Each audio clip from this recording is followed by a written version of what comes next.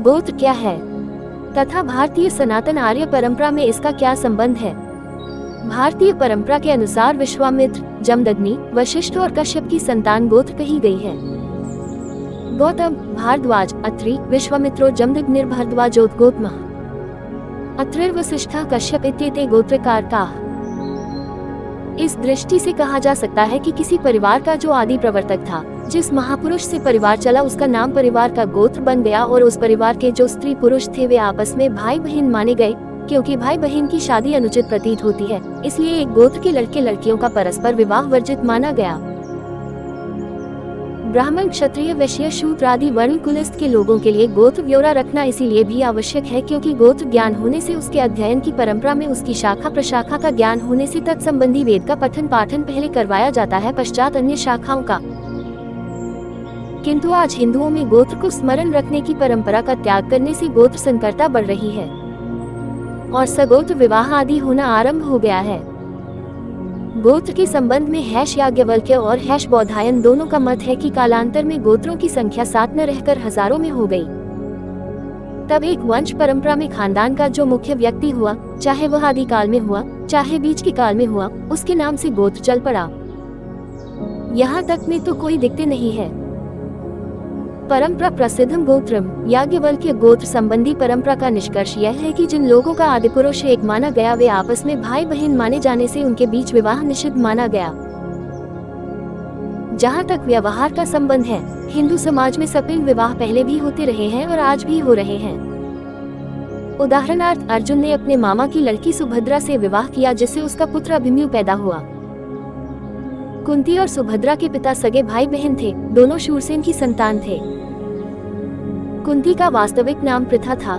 राजा कुंतीभोज ने पिता शूरसेन से गोद लेने के कारण कुंती पड़ा, इसलिए तो अर्जुन को पार्थ कहा जाता है। वासुदेव की 2 पत्नियां थीं, रोहिणी और देवकी।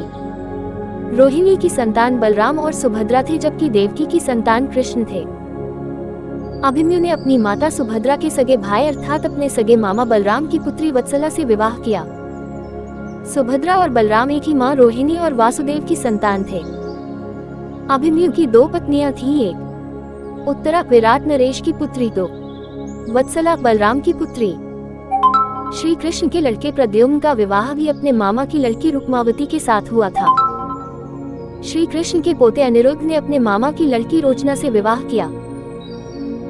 परीक्षित ने अपने सगे मामा राजा उत्तर विराट नरेश के पुत्र की लड़की इरावती से विवाह किया था।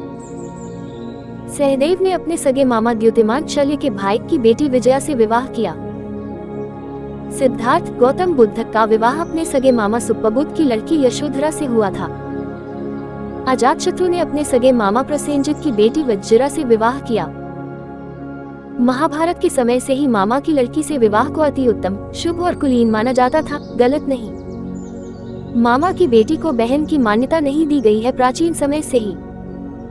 नोद्वहित कपिला कन्या नादिकांक्षी न रोगिणी नालोमिका नातिलोमानन वाचाटा न पिंगलाम। 6 दक्षिण भारत में मामा की लड़की से विवाह होना आम बात है। मेरे गुरुकुल के एक दक्षिणपंथी ब्राह्मण मित्र ने भी इसकी पुष्टि मेरे समक्ष की थी। महाराष्ट्र, गुजरात, उड़ीसा, छत्तीसगढ़, उत्तर प्रदेश के बहुत से जिलों में और पूरे दक्षिणी भारत में सगे मामा की बेटी से शादी का बहुत प्रचलन है।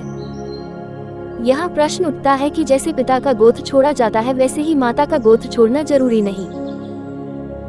वीर्य की प्रधानता होने से पिता के गोत्र को पूरी तरह छोड़ना महर्षि मनुजी ने आवश्यक समझा।